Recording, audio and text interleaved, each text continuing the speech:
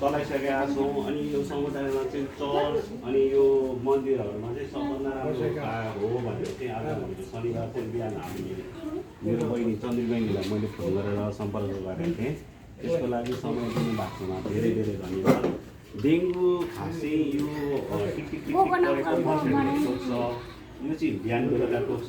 डेङ्गुले टोक्दाखेरि तपाईँहरूको जिउ जोइन्टहरू धेरै दुख्छ, यो आँखाको नानी निस्केला जस्तै हुन्छ, जिउहरू पुरा पटपट हुन्छ होइन। अनि डेङ्गु लाग्दा अरू के पनि हुन्छ भने यो जिउभरि आएको हुन्छ क्या, त्यो चिलाउने एलर्जी जस्तो आउँछ है। डेङ्गु हुँदाखेरि त्यस्तो हुन्छ। डेङ्गु त्यो टोक्ने मच्छर चाहिँ टिक टिक परेको हुन्छ। यसले चाहिँ प्रायः जस्तो बिहान र बेलुका चाहिँ धेरै बिहान र बेलुका चाहिँ धेरै आक्रमण गर्छ। यो मच्छरलाई डेङ्गी रोग चाहिँ त्यो मच्छरबाट सर्ने भएकोले चाहिँ त्यो मच्छर चाहिँ टिक टिक परेको हुन्छ। तपाईँहरूले अलिकति याद गर्दाखेरि हुन्छ त्यो अरू मच्छरभन्दा यसले चाहिँ एकदम कन्ट्रोलको लागि ज्यादा आक्रमण गर्छ। तपाईँहरूलाई थाहा होला भालेले टोक्छ कि पोथीले टोक्छ?